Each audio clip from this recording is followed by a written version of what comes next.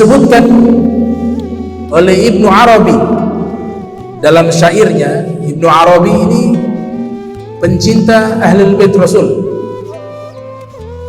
Al-Habib Ali bin Husain Al-Attas menulis dalam kitab Tajul A'ras.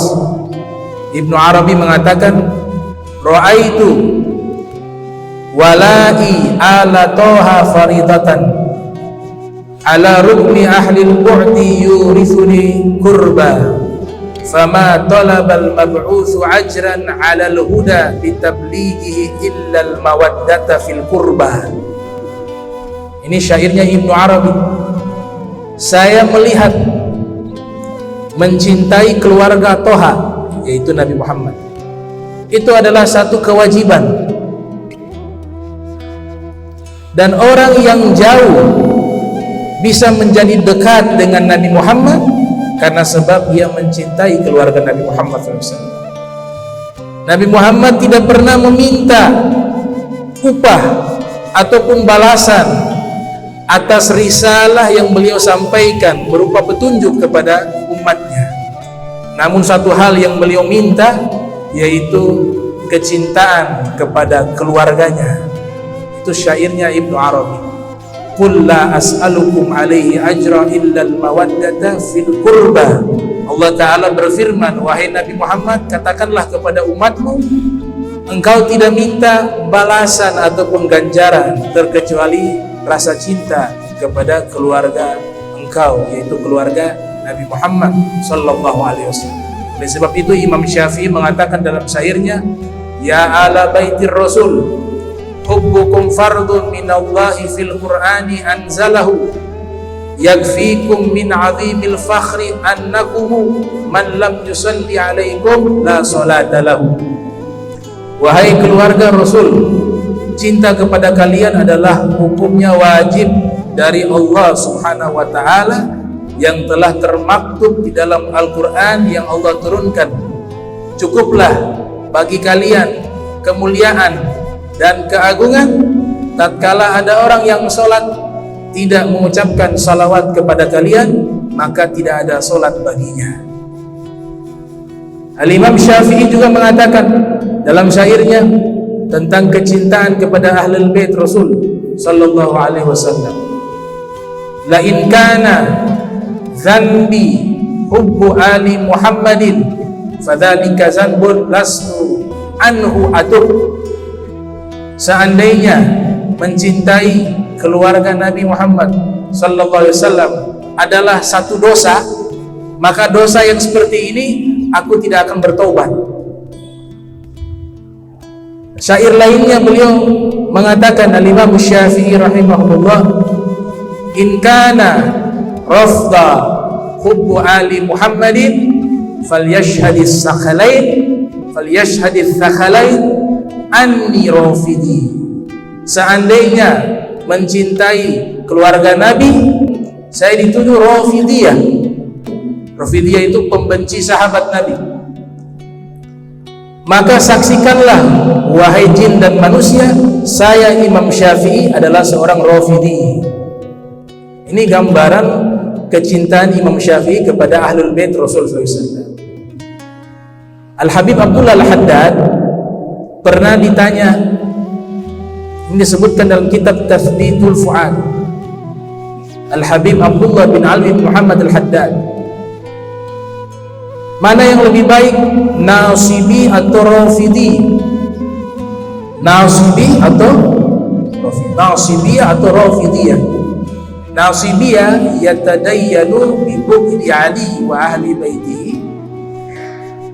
Nasibiyah itu mereka beragama Islam tapi benci kepada keluarga Nabi. Namanya Nasibiyah atau Nasibi. Dari golongan umat Islam. Rafidiyah lawannya, mencintai sahabat Nabi, mencintai keluarga Nabi, membenci sahabat Nabi. Itu Rafidiyah. Kalau Nasibiyah, mereka mencintai sahabat Nabi, membenci keluarga Nabi. Kalau Rafidiyah, mencintai keluarga Nabi, membenci sahabat Nabi. Ini pertanyaan bisa dilihat ada di kitab namanya Tasdidul Fuad. Dijawab oleh Al-Habib Abdullah Al-Haddad, ba'ratun maqsumatun nisfain. Di antara dua firqah tersebut bagaikan kotoran unta yang dibelah dua. Artinya tidak baik kedua-dua firqah tersebut. Itu jawabannya Al-Habib Abdullah bin Alwi bin Muhammad Al-Haddad, tokoh besar kaum Alawiyin. Oleh sebab itu Imam Zamakhsyari pernah menyatakan dalam kitab tafsirnya Al-Kasyaf, faza kalbun bihubbi ashabil kahfi faqaifa ashqa bihubbi ali Muhammad. Seekor anjing berhasil masuk ke dalam surga karena cinta kepada ashabul kahfi. Maka bagaimana mungkin celaka orang yang mencintai keluarga Nabi Muhammad? Imam Zamakhsyari menyatakan demikian. Di dalam kitab Al-Mashra'ur Rawi ada hadis Rasul sallallahu alaihi wasallam bersabda, hubbi wa hubbu ahla baiti nafi'un fi sab'ati mawatin wa ahwaluhunna 'azimah. Cinta kepadaku, yaitu kepada Nabi Muhammad, dan kepada ahlul baitku akan memberikan manfaat di 7 keadaan. Dan keadaan ini adalah keadaan yang sangat mencekam. Dengan sebab kita cinta, 7 keadaan yang mencekam ini Allah selamatkan kita. Cinta kepada Rasul, cinta kepada ahlul bait Rasul SAW. Yang pertama, indal wafat, di saat menjelang wafatnya. Kalau dia mencintai Rasul dan mencintai ahlul baitnya Nabi Muhammad SAW, maka keadaan mencekam di saat meninggalnya Allah Ta'ala akan cabut dia, sehingga dia mengalami kematian yang baik. Ada namanya maqlubul hadis, membalikkan makna. Kalau cinta bisa menyelamatkan dia di saat dia wafat karena sebab cinta kepada Nabi Muhammad dan keluarga Nabi, maka sebaliknya dia bisa wafat dalam keadaan buruk jika dia membenci keluarga Nabi Muhammad walaupun dia ahli ibadah. Karena dalam hadis dengan tegas Nabi nyatakan, seandainya ada seorang laki-laki safana baina rukni wal maqam, dia berdiri di depan Ka'bah, shalla wa shom, dalam keadaan salat dan berpuasa, namun laqiyallaha mubghidan, laqiyallahu wa huwa mubghidun li ali Muhammad dakhalan nar. Di saat meninggal dunia, dalam hatinya ada kebencian, ada iri hati kepada keluarga dan anak cucunya Rasul SAW, maka dia masuk ke dalam neraka, kata Nabi Muhammad SAW. Tapi sebaliknya yang cinta, dia yang beruntung, bukan anak turunan Nabi yang beruntung, dia sendiri yang beruntung. Ini riwayat disebutkan, orang yang mencintai Nabi dan keluarga Nabi, di saat meninggal Allah berikan keamanan padanya, nafi'un, manfaat baginya dalam kebaikan. Yang kedua, fil qabr, di saat dia di dalam kuburan, kecintaan itu akan membantu dia dalam kuburannya. Wa indal nusyur, di saat dibangkitkan di hari kiamat.